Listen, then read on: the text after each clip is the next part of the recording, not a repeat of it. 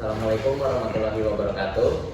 Kami dari kelompok 2, kelas hukum kepailitan dengan dosen pengampu Ibu Rilda Murniati SHM Hum dan Ibu Dinda Anazatika SHMH akan mendiskusikan mengenai penundaan kewajiban pembayaran hutang. Perkenalkan, nama saya Muhammad Taufik Al-Nafi dengan NPM 23S1 201 1033. Saya Muhammad Zanito Zakibe dengan NPM 231 201 1076.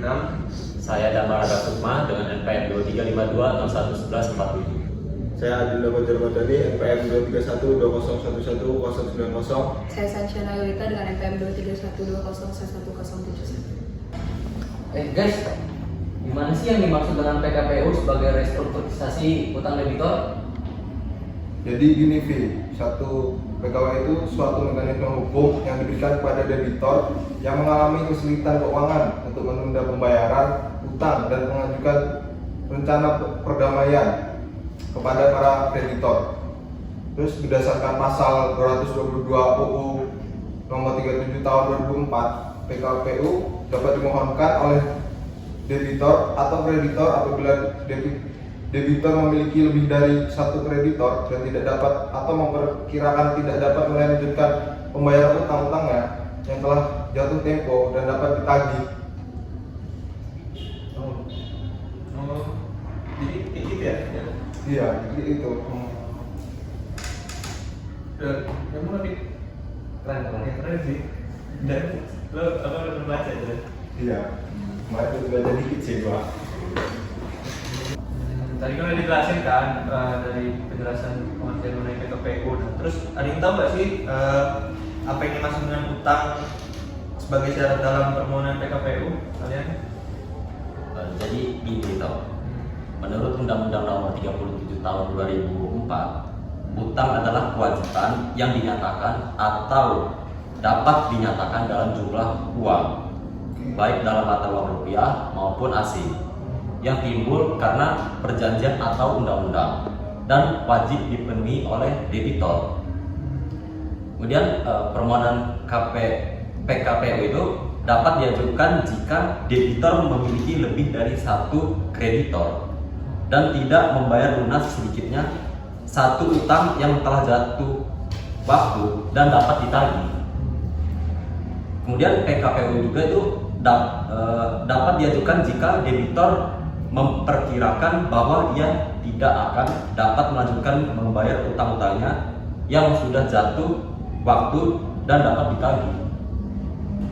Jadi gitu ya, Mas? Iya toh. Bagus.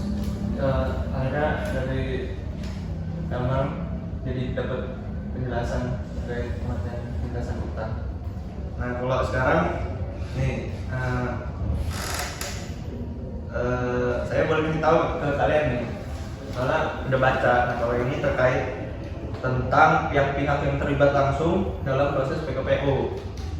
Nah, jadi kalau yang saya baca, pihak yang terlibat langsung dalam proses penundaan kewajiban pembayaran utang yang PKPU itu menurut Undang-Undang Nomor 37 Tahun 2004 terdiri dari debitor. Nah, debitor itu sendiri adalah orang yang mempunyai utang karena perjanjian atau undang-undang yang pelunasannya dapat ditagih di muka pengadilan. Nah, itu sesuai dengan pasal 1 ayat 3 di Undang-Undang 37 2004. Nah, terus ada juga kreditor. Nah, kreditor ini orang yang mempunyai utang karena perjanjian atau undang-undang yang dapat ditagih di muka pengadilan. Nah, itu pasal 1 ayat 2. Terus juga ada kurator. Nah, itu adalah BHP atau Balai Harta Peninggalan. Nah, itu tuh biasanya disebut pengurus. Nah, kurator itu dalam Undang-Undang 37 2004 itu orang atau perseorangan yang diangkat oleh pengadilan untuk mengurus dan membereskan harta debitor pailit di bawah pengawasan hakim pengawas sesuai dengan Undang-Undang 37 tahun 2004. Nah, itu ada di pasal 1 ayat 5.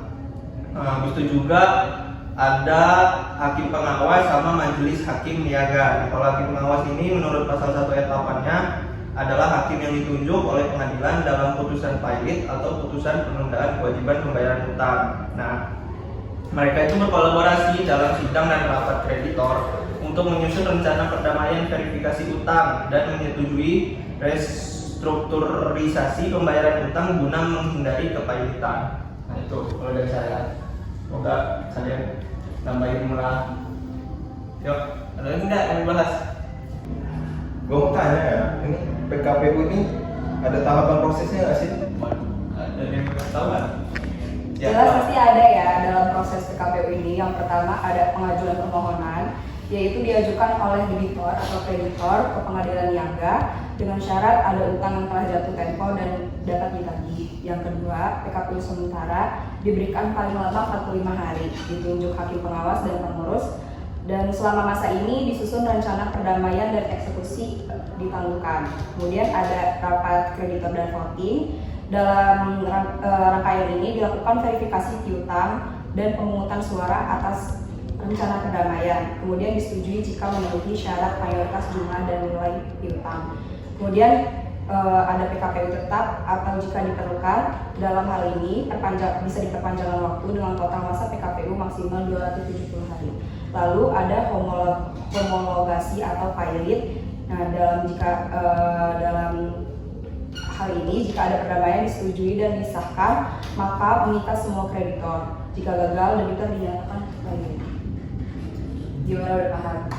Panjang ya prosesnya. Iya, panjang. Tahapannya panjang. Terus ini nggak sih yang terakhir